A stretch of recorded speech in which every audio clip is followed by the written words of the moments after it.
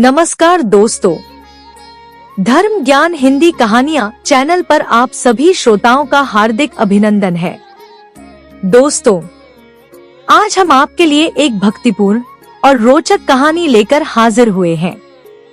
दोस्तों, कहानी शुरू करने से पहले आप सभी श्रोताओं से हमारी गुजारिश है कि अगर आपको हमारी कहानी पसंद आए तो वीडियो को लाइक अवश्य कर दिया करें।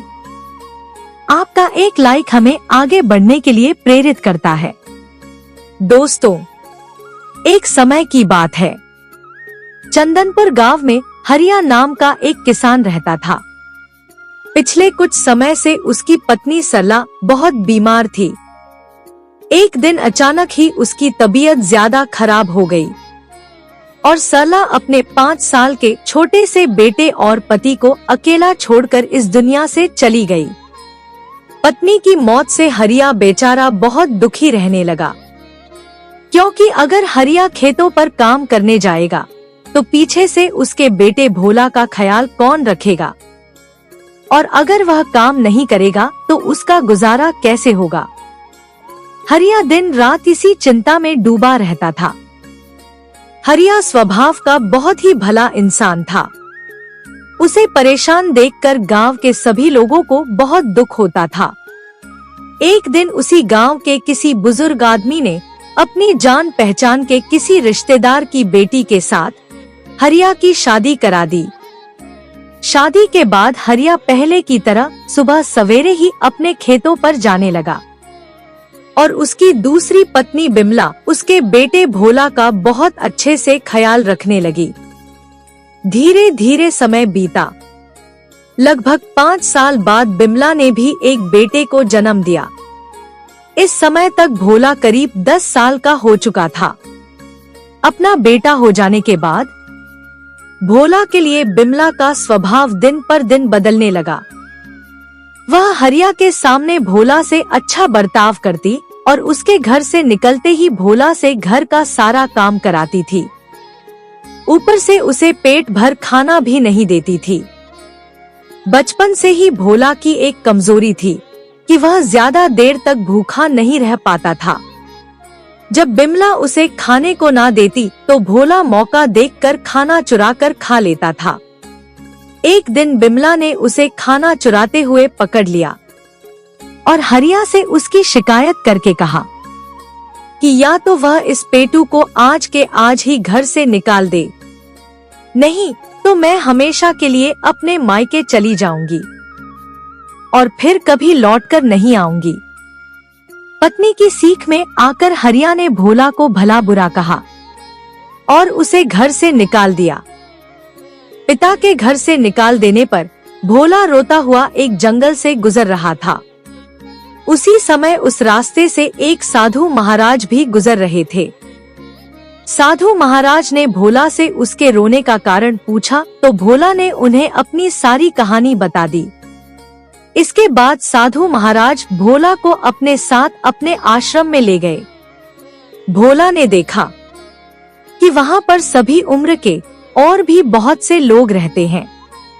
आश्रम के सभी लोग आपस में बहुत मिलजुल कर प्रेम भाव से रहते थे। कोई जंगल से लकड़ियां बीन कर ले आता तो कोई आश्रम की साफ सफाई करता और कोई भोजन बनाता। फिर सब लोग मिलकर भगवान का भजन कीर्तन करके उन्हें भोग लगाते और खुद भी खाते।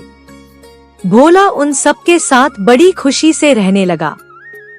एक दिन भोला को दोपहर हो गया और आश्रम के किसी भी व्यक्ति ने उसे खाने के लिए नहीं पूछा। जब भोला से भूख बर्दाश्त नहीं हुई तो उसने आश्रम में खाना बनाने वाले रसोइया से पूछा, क्यों भैया, आज खाना नहीं बनाओगे क्या? भूख के मारे मेरे तो प्राण निकले जा रहे हैं। तब रसोइया ने भोला से कहा, अरे भोला, क्या तुम्हें नहीं पता है, आज एकादशी का व्रत है। आज के दिन आश्रम के सभी लोग एकादशी का व्रत करते हैं। एकादशी के दिन अन्न नहीं खाया जाता, इसीलिए आज आश्रम में भोजन नहीं बना है। यह सुनकर तो भोला के प्राण सूख गए। वह दौड़कर महाराज के पास गया और बोला, गुरुजी, भूख के मारे मेरी तो जान निकली जा रही है और आश्रम में तो भोजन भी नहीं बना। गुरुजी, अगर मैंने भी आप सबकी तरह एकादशी का व्रत किया तब तो मैं कल का सूरज भी नहीं देख पाऊंगा। आप मुझे खाने का सामान दे दीजिए, मैं खुद ही अपना खाना बनाकर खा लूंगा।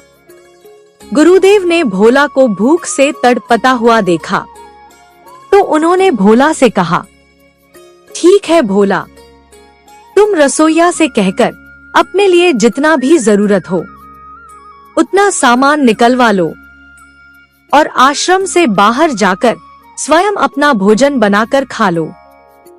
परंतु एक बात याद रखना, भोजन बनाकर सबसे पहले भगवान जी को भोग लगाना, उसके बाद ही तुम भोजन करना। ठीक है गुरुजी। ऐसा कहकर भोला खुशी से उछलता हुआ रसोइया के पास गया। गुरुजी के कहने पर रसोइया ने भोला को उसके लायक आटा, दाल, चीनी, चावल और गुड़ इत्यादि सब निकाल कर दे दिया। आश्रम से कुछ दूर ही एक तालाब था। भोला ने पहले स्नान किया और फिर वहीं पर एक पेड़ की छांव में बैठकर अपना भोजन बनाने लगा। जब उसका भोजन बनकर तैयार हो गया तो उसे गुरुजी की कही हुई बात याद आ गई। उसने एक पत्तल पर भोजन परोसा और हाथ जोड़कर भगवान जी को पुकारने लगा, प्रभु श्री राम जी आ जाओ, मेरे भोजन का भोग लगा जाओ। भोला अपनी आंखें बंद करके कई घंटों बैठा रहा और इसी प्रकार श्री राम जी को पुकारता रहा। भोला को ऐसे बैठे बैठे दोपहर से शाम हो गई। जब भगवान जी भोजन करने नहीं आए तो भोला की आंखों में आंसू भर आए। वह बोला, हे राम जी, देखो मैं सुबह से भूखा हूँ और आप भी मेरी तरह भूखे ही होंगे। अगर आप आश्रम में जाकर खाने की सोच रहे हो तो बिल्कुल मत सोचो, आज आपको वहाँ कुछ नहीं मिलने वाला है। आज तो आपको मेरे हाथ का यही रूखा सूखा भोजन खाना पड़ेगा। जल्दी आओ प्रभु, कहीं भूख के मारे मेरी जान ना चली जाए। भोला का भोलापन देखकर भगवान जी बहुत प्रसन्न हुए। थोड़ी देर में श्री राम जी माता सीता के साथ भोला के सामने प्रकट होकर बोले, आंखें खोलो भोला और जल्दी से हमारे लिए भोजन परोसो, बहुत जोरों की भूख लगी है। भगवान को अपने सामने खड़ा देखकर भोला बहुत खुश हुआ। उसने भगवान राम और सीता मैया को बहुत प्रेम से भोजन कराया। भोजन करने के उपरांत भगवान राम ने भोला से कहा, अरे भोला, तुम तो बहुत स्वादिष्ट भोजन बनाते हो। अपनी तारीफ सुनकर भोला खुश हो गया और श्री राम जी से बोला, प्रभु जी मुझे कैसे पता चलेगा, मेरे लिए तो भोजन बचा ही नहीं है। मैंने तो सिर्फ आप ही के लिए भोजन बनाया था, पर आप तो माता सीता को भी साथ ले आए। खैर कोई बात नहीं, आज मैं भूखा ही रह लूंगा और अगली एकादशी पर आप दोनों के लिए भोजन बनाकर रखूंगा। प्रभु जी, अगली बार आप थोड़ा जल्दी आ जाना, क्योंकि मैं ज्यादा देर भूखा नहीं रह सकता। भगवान श्री राम और सीता मैया भोला की बात सुनकर मुस्कुराए और अंतर्ध्यान हो गए।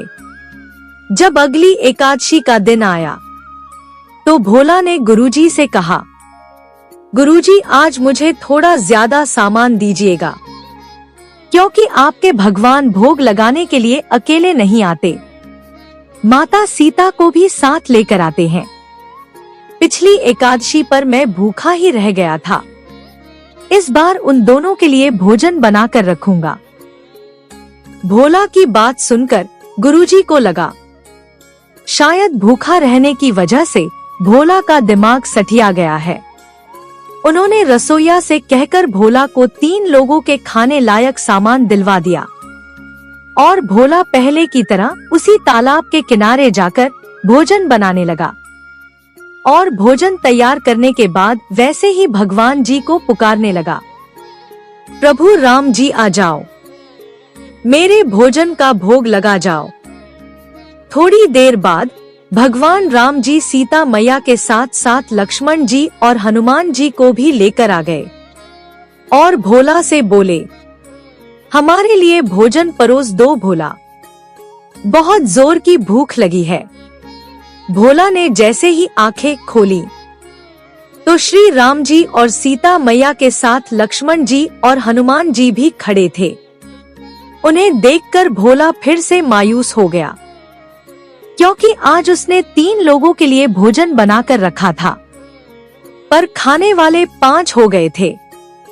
भोला मन ही मन सोच रहा था, ऐसा लगता है मुझे पहले की तरह आज भी भूखा ही रहना पड़ेगा, पर ये सब लोग मेरे अतिथि हैं और भगवान राम के साथ आए हैं, तो इन सबको भोजन कराना मेरा फर्ज बनता है। खैर, पहले मैं इन सबको भोजन करा देता हूँ, अपना बाद में सोचूंगा। यह सोचकर भोला ने उन सबको भोजन परोस दिया और जब सब लोगों ने भोजन कर लिया तो वे सब के सब भोला के बनाए हुए भोजन की तारीफ करने लगे और भोला से बोले, भोला, अगली बार भी हम सबके लिए भोजन बनाकर रखना।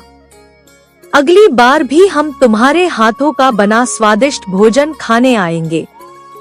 भोला ने कहा, ठीक है प्रभु, पर मुझे इतना बता दो कि अगली बार आप और कितने लोगों को अपने साथ लेकर आओगे।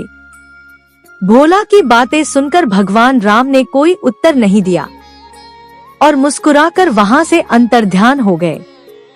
जब अगली एकादशी आई तो भोला ने गुरुदेव से कहा, गुरुजी, इस बार मुझे थोड़ा और ज्यादा राशन दिलवाना, क्योंकि मैं हर एक एकादशी पर भूखा ही रह जाता हूँ। इस बार गुरुजी को भोला पर कुछ संदेह हुआ। वे सोचने लगे, आखिर यह भोला इतने राशन का करता क्या है? इस बार मुझे इसके पीछे चलकर देखना चाहिए। ऐसा सोचकर गुरुदेव ने भोला को कई लोगों के खाने लायक सामान दिलवा दिया और जब भोला सामान लेकर आश्रम के बाहर निकल गया तो गुरुदेव भी चुपके चुपके उसके पीछे जाकर एक पेड़ की आड़ में खड़े होकर भोला को देखने लगे। इधर हर एकादशी पर भूखा रहने की वजह से भोला ने सोचा, आज पहले भगवान राम जी को बुला लेता हूँ, फिर भोजन बनाऊंगा। कहीं पहले की तरह आज भी मुझे भूखा ना रहना पड़े। राम जी का कोई भरोसा नहीं है, ना जाने कितने लोगों को साथ लेकर आ जाएं। यह सोचकर भोला बिना भोजन बनाए ही राम जी को पुकारने लगा, श्री राम जी आओ, मेरे भोजन का भोग लगा जाओ। राम जी ने भोला की पुकार सुनी तो सीता मैया, लक्ष्मण और हनुमान जी के साथ अपने बाकी के सेवकों को भी लेकर आ गए और भोला के सामने प्रकट होकर बोले, आंखें खोलो भोला और हमारे लिए भोजन परोसो, बहुत भूख लगी है। भोला ने आंखें खोल कर देखा तो इतने लोगों को देखकर उसका सिर चकरा गया। वह राम जी से बोला, प्रभु जी, मैं हर एकादशी पर भूखा रह जाता हूँ। पहले मैंने आपको बुलाया तो आप सीता मैया को साथ में ले आए, फिर मैंने आप दोनों को बुलाया तो आप लक्ष्मण जी और हनुमान जी को भी साथ ले आए। आज मैंने आप चारों को बुलाया तो आप अपना पूरा खानदान ही साथ में ले आए। अगर मैं पहले से ही भोजन बनाकर रख लेता तब तो मुझे आज भी भूखा ही रहना पड़ता।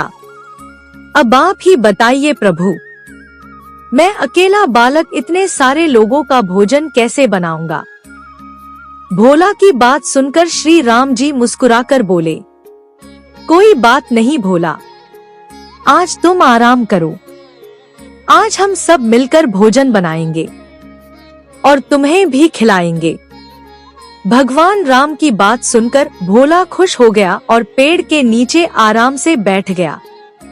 इधर श्री राम जी के सेवक जंगल से लकड़ियां बीन कर लाए। माता सीता चूल्हा जलाकर भोजन बनाने लगी। लक्ष्मण जी और हनुमान जी माता सीता की मदद करने लगे।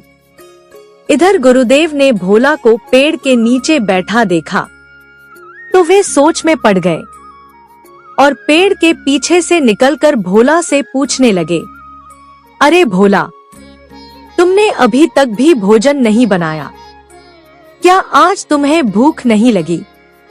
भोला ने कहा, गुरुजी, भूख तो बहुत जोर की लगी है, पर आज सीता मैया मेरे लिए भोजन बना रही हैं। गुरुदेव ने फिर यही सोचा, ऐसा लगता है भूखा रहने की वजह से भोला का दिमाग खराब हो गया है। उन्होंने भोला से पूछा, भोला, कहाँ हैं तुम्हारे प्रभु राम जी? मुझे तो कहीं दिखाई नहीं दे रहे। तब भोला ने भगवान श्री राम जी से विनती की, हे राम जी, मेरे गुरुजी तो हमेशा आपका भजन कीर्तन करते हैं और हमेशा आपको भोग लगाते हैं, फिर आप मेरे गुरुजी को क्यों नहीं दिखाई दे रहे? प्रभु, आप मेरे गुरुजी को भी अपने दर्शन कराइए।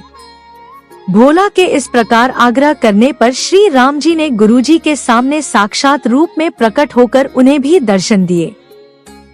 दोस्तों, ऐसी थी भोला की भक्ति, जिसके मन में किसी के लिए भी कोई छल कपट नहीं था।